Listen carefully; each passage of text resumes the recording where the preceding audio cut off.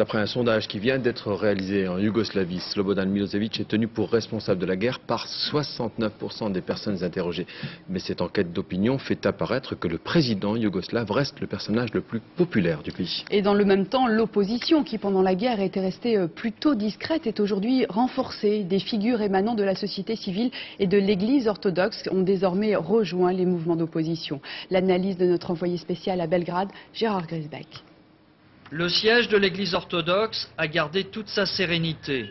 Pourtant, l'Église serbe est passée dans l'opposition. Elle a demandé la démission du président Milosevic, accusé d'avoir abandonné le Kosovo. Le diacre Novakovic nous montre les photos des monastères menacés aujourd'hui de destruction.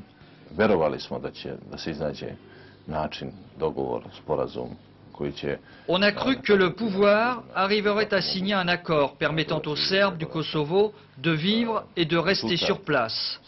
Mais finalement, on assiste à une invasion et à une occupation du Kosovo. Même rancœur chez les militants syndicaux qui ont perdu leur raison d'être puisque toute l'industrie serbe a été détruite. En Yougoslavie, la classe ouvrière a disparu.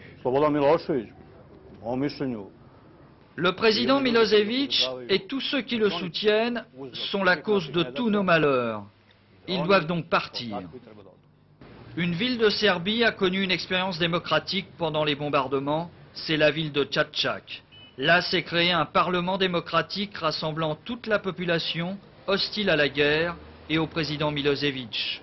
Le maire de la ville est en fuite, la répression a été féroce, mais l'expérience a fait tache d'huile dans d'autres villes de Serbie. C'est impossible de ne pas avoir peur.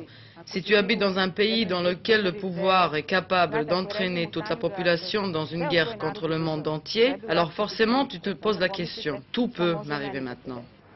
Jusqu'à présent, l'opposition serbe se résumait à quelques partis politiques sans grande influence. Maintenant, le président Milosevic va devoir affronter l'autorité morale de l'Église et une partie de la société qui le conteste radicalement.